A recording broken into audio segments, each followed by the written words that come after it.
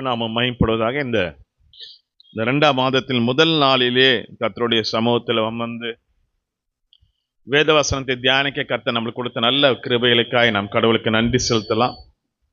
நம்முடைய தியானத்துக்காய் உன்னத பாட்டு 1ஆம் அதிகாரம், கர்த்தருக்கு சுத்தமானால் இந்த உன்னத பாட்டிலேருந்து ஒரு 2-3 செய்தி எடுக்க கர்த்தர் எனக்கு உதவி செய்வார். உன்னத பாட்டு 1 அதிகாரம் 3ஆம் வசனத்தை படிக்கலாம். உமது பரிமள தைலங்கள் இன்பமான வாசனை உள்ளவைகள், உமது நாமம் ஊற்றுண்ட பரிமள தைலமா இருக்கிறது. ஆகையால் கன்னியர்கள் உம்மை நேசிக்கிறார்கள். யாரை நேசிப்பார்கள்? யார் கடவுளை நேசிக்கிறார்கள் என்று நாம் இன்றைக்கு தியானத்தை நாம் கொண்டு வரலாம். அதுக்கு முன்பாக இந்த உன்னத பாட்டு எழுதின சாலமோன், உலகத்திலே ஞானி யாரு? சாலமோன். அவனுக்கு எத்தனை மனைவிகள்? 1 ராஜாக்கள் 13ஆம் அதிகாரம்.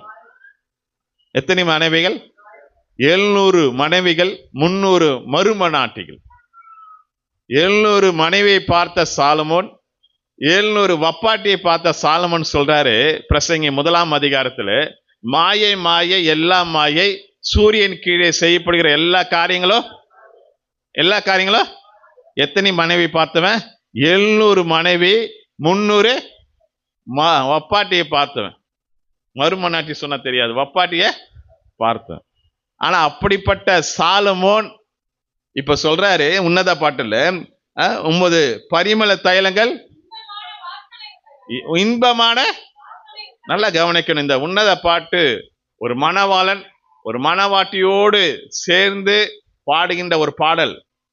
இந்த 66 வேதாகமத்தில் இருக்கிற 66 புத்தகங்களும் கவிதை வடிவிலே வடிவமைக்கப்பட்டது. கவிதைக்கு ஒரு வார்த்தை எதுவானால் இந்த 66 புத்தகங்களும் உண்டு. அதுல விசேஷமா இந்த உன்னத பாட்டு இருக்கு. எப்பவுமே அழகா சொல்றாரு, உமது பரிமள தைலங்கள் இன்பமான வாசனை உள்ளவைகள். நல்ல கவனிக்கணும், இந்த பரிமள தைலத்திலே வாசனை உள்ளது என்பதை பார்க்கலாம். அதுக்கு இன்பமான வாசனை உள்ளது. உமது நாமம் ஊற்றுண்ட பரிமள தைலமா இருக்கிறது. ஆகையால் கண் யார் நேசிப்பார்கள்? இல்ல நம்ம எல்லாரும் சபையார், ஒரு தேவனுடைய மனவாட்டி. ஆமே, நம்ம யாரு? வயசானவர்களா, இளம் வர எல்லாரும் கன்னிகள் தான், இளம் பெண்கள், திருமணத்துக்காய் ஆயத்தமா இருக்கிற பெண்கள். நீங்க படிங்களேன், இப்ப படிங்களேன், வெளிப்படுத்தல விசேஷம் 19ஆம் அதிகாரம். வெளிப்படுத்தல விசேஷம் 19ஆம் அதிகாரம் 7ஆம் வசனத்தை படிக்கலாம். நாம் சந்தோஷப்பட்டு களி கூர்ந்து அவருக்கு துதி செலுத்த கடவோம். யாருடைய கல்யாணம் வந்தது? ஆட்டுக்குட்டி. அவருக்கு யார் மணவாட்டி? யாரு? மணவாளன் இயேசு கிறிஸ்து. மணவாட்டி யாரு? ஆமே, நம்ம மணவாட்டியா கல்யாணம் வந்தது.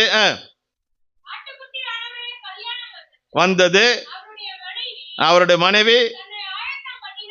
நல்லா கவனிக்கிறேன், என்ன ஆயிடுச்சு? அவருடைய மனைவி என்ன பண்றா? இன்னைக்கு பார்லருக்கு போனா எவ்வளவு நேரம் ஆகும்? ஐயா தப்பா சொல்றீங்க, கிருபையாக அமலாக்காவை பார்லருக்கு இட்டு போங்க, 4 மணி நேரம் ஆகும் சும்மா. ஒரு நாளைக்கு மிக மிக நித்தியம். நல்லா கவனிங்க, நித்தியமான ஒரு வாழ்க்கை கல்யாணத்துக்கு போக போறோம். அப்போ நம்மளை ஆயத்தப்படுத்தணும். எது தெரியுமா? சபை தான் நம்ம ஆயத்தப்படுத்தணும். ஆமே இல்ல, அழகா ஒரு பரிசுத்தவான் சொன்னாரு, சபை எதற்காக சபைனா உங்களை அலங்கரிக்க தான் சபை. இங்க போட்டியும் பொறாமையும் அன்பு செலுத்துவது இல்லையா, அதுக்கு இல்ல, குறை சொல்றதுக்கு சபை அல்ல. நம்மளை அலங்காரப்படுத்த, அதுதான் சபை. ஏன் அலங்காரப்படுத்தினா, கல்யாண விருந்து வரப்போது, நாள் வரப்போது. ஒரு நாள் தேவன் நியமித்திருக்கிறார், நமக்கு தெரியாது அந்த நாள் எப்போ வரப்போகுதுன்ட்டு. அந்த நாள் திருடனை வருவது போல வரப்போகிறது, அது சடுதிலே வரப்போகிறது. அந்த கல்யாண நாளுக்கு சபையா இருக்கிற நாம், சபையின் குடும்பமாய் இருக்கிற நாம், அந்த கல்யாண நாளுக்கு என்ன பண்ணணுமா? அந்த கல்யாண நாளுக்கு ஆயத்த பண்ண 8ஆம் வசனம் படிக்கலாம். சுத்தமும் பிரகாசமான நல்ல என்ன வஸ்திரம்? என்ன வஸ்திரம்?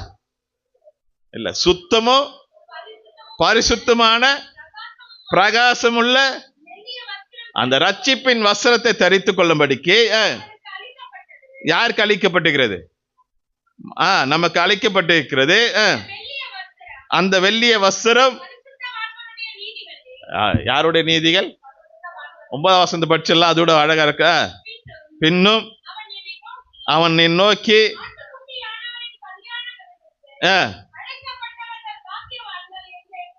ஆமா, இல்ல, நல்லா கவனிக்கணும். நம்ம கல்யாண வீட்டுக்கு நம்ம அழைக்கப்பட்டிருக்கோம். யாரு? யாரு பாக்கியவான்கள்? யாரு? நம்ம தான் பாக்கியவான் இல்ல. இப்ப நீங்க உன்னத பாட்டு நீங்க அப்படியே கையில பிடிச்சுங்க. இப்ப படிங்க. உமது உள்ளவைகள் உமது நாமம் இருக்கிறது. ஆகையால் எப்படி நேசிப்பாங்க? 2ஆம் வசனத்தை படிங்களேன். அவர் தமது வாயின் முத்தங்களால்.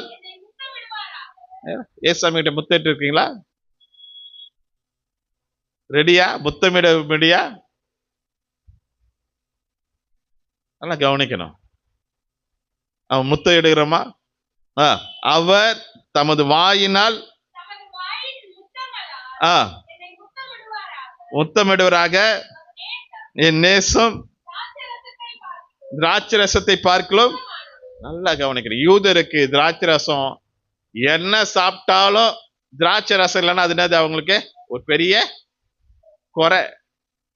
எந்த விரும்பு போனாலும், அது நல்ல வீடா இருக்கட்டும் துக்க வீடா இருக்கட்டும், அது என்னதான் இருக்காங்க? திராட்சை ரசம் ஒரு டம்ளர்ல முதல் கொடுப்பது எதா இருக்கும்?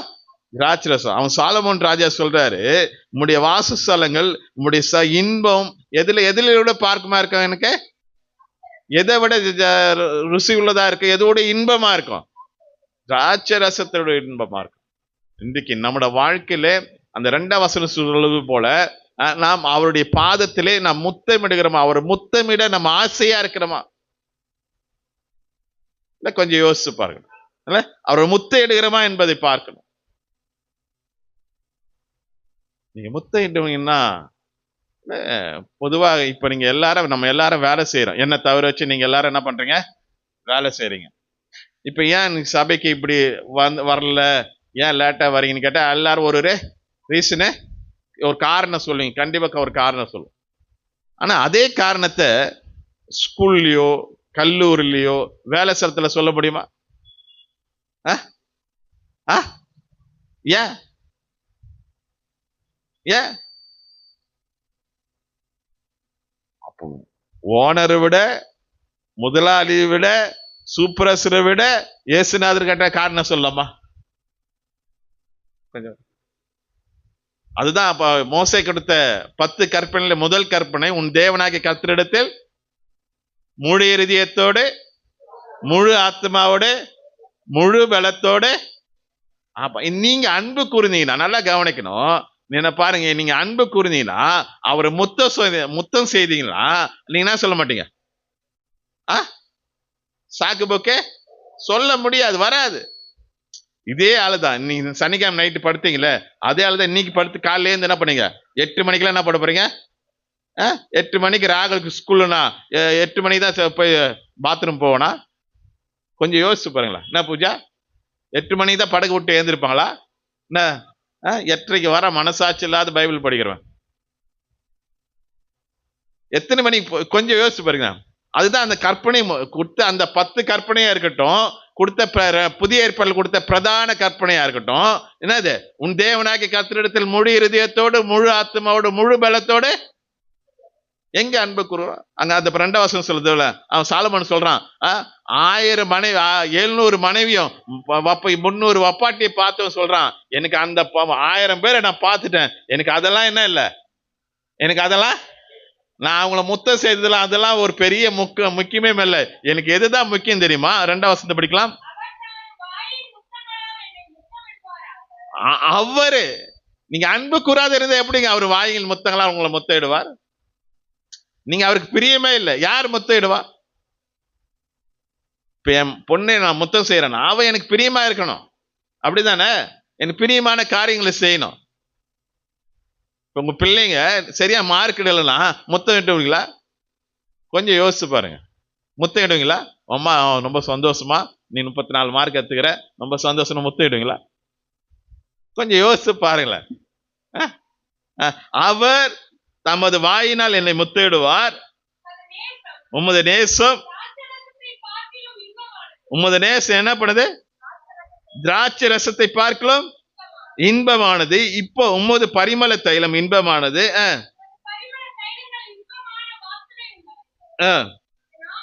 உமது என்னமா? அவருடைய நாமம் என்னங்க? அவருடைய நாமம் என்ன? அவருடைய நாமம் என்ன? கர்த்தர். யாத்திராகமம் படிக்கலாம். யாத்திராகமம் 15ஆம் அதிகாரம் 3ஆம் வசனம் படிக்கலாம். யாத்திராகமம் கர்த்தர்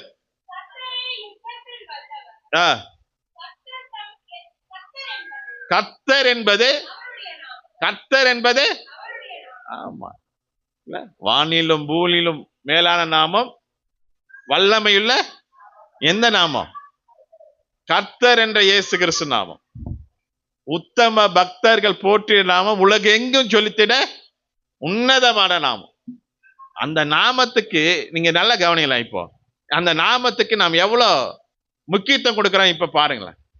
ஸ்கூலுக்கு போறதுக்கு முக்கியத்துவம் கொடுக்கிறோம், வேலைக்கு போறதுக்கு முக்கியத்துவம் கொடுக்கிறோம். ஆனா அந்த கர்த்தர் என்ற நாமத்துக்கு, ஐயோ காலையில இயேசுநாதர் சொல்லிருக்காரு, எங்கே 2-3 பேர்கள் என் நாமத்தினால் கூடுதல் அங்கே வாசம் பண்ணுவேன், அங்கே உலாவேன்.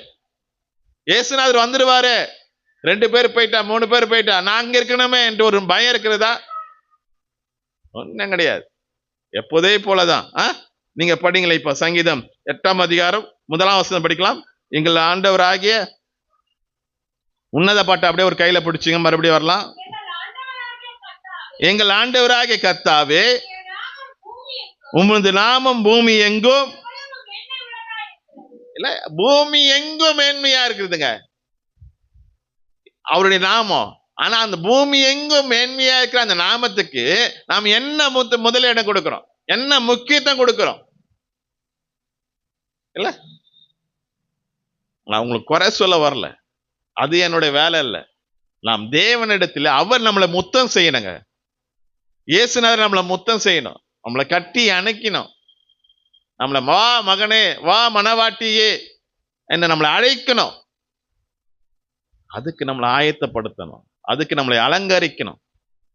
இல்ல, நாமம் எவ்வளவு மேன்மையானது, பூமி எங்கும் மேன்மையா இருக்கிறது. அவருடைய நாமம் மேன்மை எங்க இருக்கிறது? அக்கா மறுபடியும் படிங்க. அவருடைய பூமி எங்கும் எங்க இருக்குது மேன்மை? இப்ப சொல்லுங்க, எங்க இருக்குது? எங்க இருக்குது? பூமியில் இருக்குது அவருடைய மேன்மை. அவருடைய மகத்துவத்தை நீங்க எங்க போய் பார்க்கலாம்? வானத்துக்கு மேல போவோம். எத்தனை பேர் வானத்துக்கு மேல போவாங்க? ஒரு ராமே சொல்லுங்க பார்ப்போம். இல்ல, 9ஆம் வசனம் படிக்கலாம். எங்கள் ஆண்டவராகிய கர்த்தாவே, உம்முடைய நாமம் பூமி எங்கும் எவ்வளவு மேன்மையா இருக்கிறது. இந்த மேன்மை நம்ம கண்டு கொண்டீங்கன்னா உங்களால என்ன பண்ண முடியாது? வீட்டுல அமைதியா இருக்க முடியாது, நீங்க அசட்டை பண்ண மாட்டீங்க. ஏன் தேவ ஆலயத்துக்கு, தேவ வசனத்துக்கு, தேவனுடைய வார்த்தைக்கு, தேவனுடைய வேதத்துக்கு நான் முதலிடம் கொடுக்கலனா, ஜோமனத்துக்கு முதலிடக்கணும்னா அவர் மேன்மை இருக்கிறது. அவருடைய மேன்மை கண்டவர்கள் எத்தனை பேர் தன்னோட வாழ்க்கையை அர்ப்பணித்து ஓடிக்கொண்டிருக்காங்க, ஒவ்வொரு நாளும் லட்ச பேர். ஆனால் நம்ம ஏன் இன்னும் குறுகிய மனப்பான்மையோடு நம்ம வீட்டுல அமர்ந்து கொண்டிருக்கணும்னா அவருடைய மேன்மை என்னென்று நமக்கு தெரியல. ஃபாதர் பாடினார்ல, இன்னும் உம்மை அறியணும், இன்னும் கிட்டி சேரணும். இன்னும் ஃபாதரே பாடினாரு. அவருடைய மேன்மையை அறிந்தவர்கள் நம்ம சொல்ல முடியுமா? இன்னும் உண்மை நான் அறியணுமே. அது அறியதான் தெரியும். இல்ல, தோண்டதான் அதனுடைய மேன்மையுடைய மகத்துவங்கள் என்ன என்று நமக்கு தெரியும். சங்கீதம் 113 3ஆம் வசனத்தை நீங்க படிப்பனா, சூரியன் உதிக்கும் திசை துடங்கி அது அஸ்தமரிக்கும் திசை வரைக்கும் அவர் நாமம் பிரஸ்தாபப்பட்டு இருக்கிறது. அவர் நாமம் மேன்மையா இருக்கிறது. ஏதோ நீங்க இங்க நம்ம அப்பா அம்மா வணங்கின கடவுள், நல்லா கவனிக்க, நம்ம அப்பா அம்மா நம்ம தாத்தா வணங்கின கடவுள் இதே நீங்க அடுத்த தமிழ்நாடு விட்டுட்டு வெளியே போனா வணங்க மாட்டாங்க. ஆனா நாம வணங்குற இந்த இயேசு கிறிஸ்து உலகம் முழுவதுமாய் வணங்கி கொண்டிருக்கார். கர்த்தர் என்ற நாமம் உலகம் முழுவதுமாய் பறைசாற்றி கொண்டிருக்கிறது. அந்த நாமத்துக்கு நாம் முதலிடம் கொடுக்கிறோமா என்பதை நான் பார்க்க வேண்டும். அந்த இப்ப படிக்கலாம் 2ஆம் வசனம். சாலம் உன்னத பாட்டு முதல்.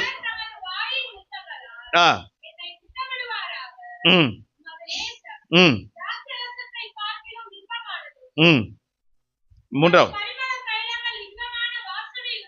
உள்ளவைகள்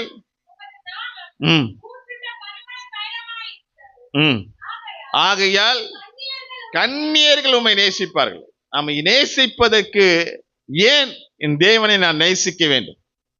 வேத பாடமாய் படித்த லூக்காவை நீங்க உன்னத பாட்டு அப்படியே பிடித்து கொண்டு வேத பாடமாய் படித்த லூக்கா 7ஆம் அதிகாரத்தை திருப்பிக் கொள்ளுங்களேன். இல்ல 7:36 படிக்கலாம்.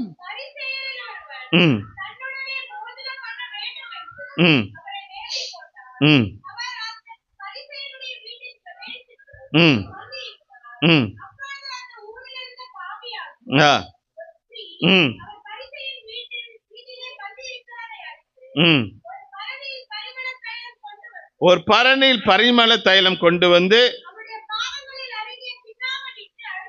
அழுது கொண்டு நினைத்து துடைத்து. நல்லா கவனிக்கணும். யூதருடைய வழக்கத்தின்படி இந்த 21ஆம் நூற்றாண்டிலே பெண்கள் முன்னாடி வந்தாங்கன்னா எவ்வளவு திமிரா வந்துட்டுன்னு சொல்லுவாங்க. இல்ல உட்கார்ற வாட எப்படி உட்கார, ஆண்கள் முன்னாடி எப்படி உட்கார்றாங்க, எப்படி நடந்து போற போற, ஆம்பளை இருக்கிறன்னு ஒரு பயம் இல்லையான்ட்டு. ஆனால் அந்த 1ஆம் நூற்றாண்டிலேயே அநேக பரிசேயர் வீட்டில் அநேக சீசர்கள் 12 பேர் இருக்காங்க. அவருடைய பரிசேயர் இருக்காங்க. ஒரு பெரிய விருந்து நடந்து கொண்டிருக்கிறது. அங்க ஒரு பெண் வரா. அவர் பின்னாடி அழுது கொண்டு அவர் பாவியா இருப்பதனால தன் பாவத்தை மன்னிக்கிற பரிகாரி இயேசு கிறிஸ்து மட்டும்தான் என்று அறிந்து, நல்லா கவனிக்கணும், அவர் தான் நமக்கு ரட்சிப்பு தருவார், அவர் தான் நமக்கு நித்திய ஜீவை தருவார் என்று அவன் என்ன பண்றான்? பின்னாடி உட்கார்ந்து அழுது தன் கண்ணீரினால் எதை ஒன்றா அவர் பாதத்தை நினைத்து தனக்கு பெண்களுக்கு மிக அழகா இருக்கிற மேன்மையாய் காணப்படுகிற தன்னுடைய முடியினால மயிரினால் என்ன பண்றவ தொடைத்து அவர் பாதத்துக்கு என்ன பண்றவ. நல்லா கவனிக்கணும், எவ்வளவு காரியம் தன் தேவனுக்காய் அவர் செலவிடுகிறார். நீங்க கொஞ்சம் யோசிச்சு பாருங்க. அந்த பெண் அங்க நீங்க 39ஆம் வசனம் படிக்கலாம்.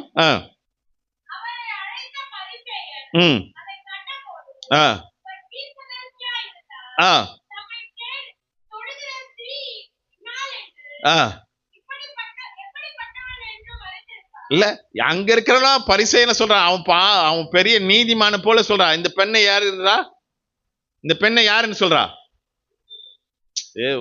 இந்த பெண்ணு யாருன்னு சொல்றாங்க? பாவி. பார்க்கிற பார்வையே அருவருப்பான பார்வை. உள்ளுக்குள்ள பேசுதே திட்டான காரியத்தை பேசிக் கொண்டிருக்காங்க. நீங்க இதே சம்பவத்தை மார்க் 14ஆம் அதிகாரத்துல படிக்கலாம். அதுல சீசர்களா சொல்றாங்க, இவ ஏன் தொந்தரவு பண்ணிக்காரு, இவளை இந்த பணத்தை இந்த பரிமள தைலத்தை விற்று ஏழைகளை கொடுக்கலாமே, இயேசுவை தொந்தரவு பண்றாரு. எது தொந்தரவு பண்றது? அவ பின்னாடி உட்காந்து அழுது தன் கண்ணீரினால பாதத்தை நினைத்து, கண்ணீரினால நினைத்து, தன் மகிமையா இருக்கிற முடியினால தொடைத்து பரிமள பூசத்தை மற்றவங்களுக்கு எப்படியா இருக்கிறது? தொந்தரவு செய்தா இருக்கிறது. ஆனா இயேசுநாதர் எல்லாவற்றையும் அறிந்து வைக்க. ஆமென். அவர் எல்லாவற்றையும் அறிந்திருக்கிறார். நாம் எந்த நிலைமையில வந்திருக்கிறோம் என்பது அவருக்கு தெரியும். அந்த பரிமள தைலம் மிக விலையேற பெற்ற பரிமள தைலம் அவர் பூசி. 40ஆம் வசனம் படிக்கலாம்.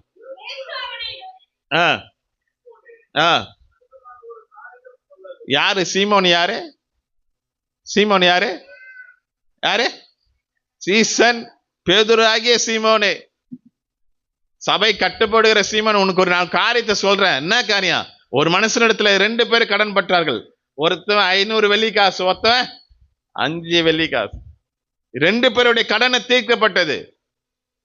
படிக்கிறது முன்னாடி போற 2 பேருடைய கடன் பட்டு யார் அதிகமாய் அன்பு செலுத்துவா? யார் அன்பு செலுத்துவான்? அதிகமாய் கடன் பட்டுவான். இப்ப 42 வருஷம் பண்ணிக்கலாம். ம் ம் ம் ம் அவைகளில் எவன் அதிக இடத்தில் அன்பா இருப்பான்? 43 வசனம். சீமோனு பிரயோத்திரமாக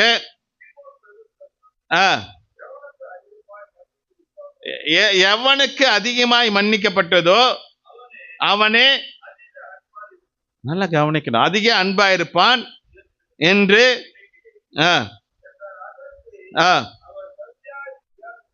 நான் சொல்லட்டுமா? போலாம், அடுத்த வருஷம் போலாம். இரு நல்லா கவனிக்கணும். இப்ப பாருங்க, அதிகமாய் கடன் பட்டவன் அவனுக்கு என்ன பண்ண அவனிடத்துல? அப்ப நம்ம தேவனிடத்துல அன்பா இல்லைன்னா நமக்கு இன்னும் கடவுள் எப்படி நம்மளை வைத்திருக்கிறார், எப்படி நம்மளை பாவத்தை மன்னித்திருக்கிறார், எப்படி நம்மளை தண்டனையிலிருந்து தப்பித்திருக்கிறார் என்பது நமக்கு தெரியுமா? தெரிந்திருந்தா இப்படிதான் சாக்கு போக்கு சொல்லுவோமா? இப்படிதான் காரணம் சொல்லுவோமா? கொஞ்சம் யோசிச்சு பாருங்க. நான் சொல்றது கரெக்டா ரைட்டா? நான் சொல்றது புரியுதா? நீங்க புரியுதா? நீங்கள் தேவனிடத்தில் எப்படி அன்பா இருக்கிறீங்க? அவன் சொல்றான்ல, சாலம் உன்னத பரிசுல, நான் உம்மை நேசிப்பேன். நீங்க கடவுளை நேசிக்கிறீங்களா? எப்படி நேசிக்கிறீங்க? கடவுள் உங்களை எவ்வளவு ஒரு மரண தண்டனையிலிருந்து உங்களை தப்பித்திருக்கிறார், மரண ஆக்கணி தீர்ப்பிலிருந்து நம்மளை தப்பித்திருக்கிறார் என்பதை நீ அறிந்து கொள்ள வேண்டும். நம்ம எல்லாரும் தாயின் வயிற்றில் பிறந்தது முதலே பாவியாய் பிறந்தோம், பாவியாய் வாழ்ந்தோம். இந்த பாவத்திலிருந்து இயேசு கிறிஸ்துவின் ரத்தம் நம்மளை சகல பாவங்களை நீக்கி நம்மளை சுத்திகரித்திருக்கிறது. அவர் ரத்தத்தினாலே, ரோமர் 5:9 சொல்லும்போது, அவர் ரத்தத்தினாலே நம்ம எல்லாரும் நீதிமான ஆக்கப்பட்டு இருக்கிறோம். நாம் நீதிமானா இருப்பதனாலே அவர் கல்யாண விருந்துக்கு, நாம் கல்யாண வீட்டுக்கு நாம் மனவாட்டியா நாம் போக போறோம். யாருக்கிட்ட பேசிக்கிற? யாருக்கிட்ட பேசி நிற்கிற? நம்ம எப்படி, நாம் தேவனிடத்தில் எப்படி அன்பா இருக்கிறோம் என்பதை நீங்கள் ருசித்து பார்க்கணும். அன்பா இருக்கிறோமா? அன்பா இருக்கிறோமா? இப்ப 43 வசனம் படிக்கலாம்.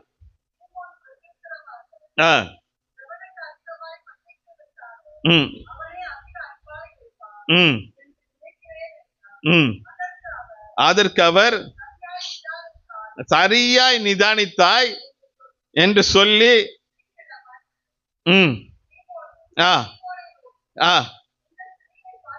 பார்க்கிறாயே. நல்லா கவனிக்கிறோம். இந்த வசனத்தை ரொம்ப கவனமாய் படிங்க. நீர் என் கால்களுக்கு தண்ணீர் தரவில்லை, இவளோ தன் கண்ணீரினால் நீ கால்களை நினைத்து தலைமறினால் அவர்களை துடைத்தால். நீர் என்னை முத்தம் செய்யவில்லை, இவளோ உட்பிரவேசித்த முதல் என் பாதங்களை முத்தம் செய்தார். நீ என் தலையில் எண்ணெய் பூசவில்லை, இவளோ என் பாதங்களில். இல்ல, எவ்வளவு காரியத்தை செய்யறான். நீங்க நினைக்கிறீங்க ஆலயத்துக்கு போயிட்டு உக்காந்துட்டா நான் ஆலயத்துக்கு போயிட்டேன்ட்டு. அவ இயேசுவிடத்துல வந்துட்டு போல. அவ இல்ல, அந்த வீட்டுக்குள்ள பிரவேசத்துக்கு முதல்ல ஒரு தைரியம் வேணும், ஒரு துணிச்சல் வேணும். ஏன்னா அந்த வீட்டுல எல்லாரும் யாரு இருக்காங்க? ஆண்களா இருக்காங்க. ரெண்டாவது, அந்த இடத்துல போயிட்டு எல்லா ஆண்கள் மத்தியிலும் நான் பாவி என்று மனக்கசந்து அழுதா. மூன்றாவது, தன் கண்ணீரினால் பாதத்தை நினைத்தாள், கழுவினாள். அதை என்ன பண்ணா? நான்காவதாக தன் முடியினால் அதை தொடைத்தாள். அதுக்கு விலையேறப்பட்ட பரிமள தைலத்தை பூசின. எத்தனை காரியத்தை செய்யறான். கொஞ்சம் யோசிச்சு பாருங்களேன். நம்ம எப்படி முத்தம் செய்யணும்னா அர்த்தம். எப்படி நாம் தேவனை முத்தம் செய்தா, ஒரு குழந்தைக்கு முத்தம் கொடுத்தோமா, அந்த குழந்தை என்ன பண்ணா? அழுமா? சந்தோஷம் இருக்கும். குழந்தை சரி விட்டுருங்க. உங்க மனைவிக்கு நீங்க முத்தம் கொடுத்தா உங்க மனைவி என்ன பண்ணுவாங்க? சிரிப்பாங்களா, சிரிக்க மாட்டாங்களா? ஜான்சன் மனைவி அடிப்பாங்களாம். அவன் தான் சொன்ன, நான் சொல்ல. இல்ல, இயேசு பாதத்தில் நான் முத்தம் பண்ண நல்லா கவனிக்கணும். அவர் பாதத்தில்